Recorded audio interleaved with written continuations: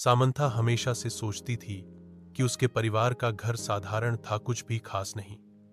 एक शांत पड़ोस में स्थित यह एक आरामदायक 2 मंजिला घर था।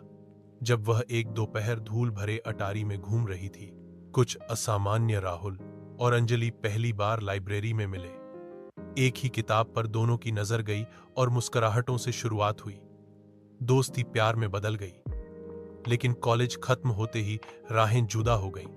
सालों बाद एक किताब मेले में थी और वही किताब और वही 2 चेहरे आमने सामने थे। बिना कुछ कहे मुस्कानें सब बयां कर गईं। Caught her eye in the far corner beneath a pile of forgotten boxes she noticed a narrow trap door hidden under the फर्श के तख्ते। जिज्ञासा जागृत हुई। वह घुटने टेक कर उसे खींचा। नीचे स्थित छोटा सीढ़ीदार मार्ग एक धुंधले बासी सुरंग की ओर जाता था। दीवारें पत्थर से बनी थीं और एक हल्की ठंडी हवा प्रतीत होती थी। अंदर से फुसफुसाहट, दिल की धड़कन तेज। सामंथा सावधानी से उतरी, उसकी टॉर्च अंधेरे को चीरती हुई।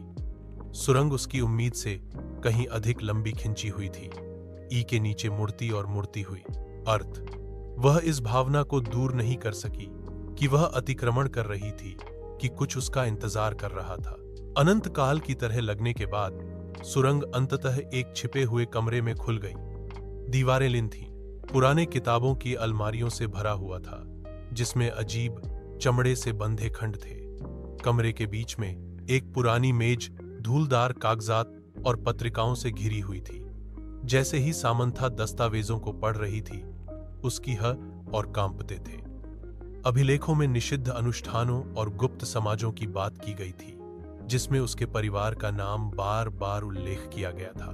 जितना अधिक वह पढ़ती थी, उतना ही अधिक उसे एहसास हुआ कि उसके परिवार का इतिहास आपस में जुड़ा हुआ था। अंधेरे रहस्यों के साथ रहस्य, जिन्हें दफन रहना था।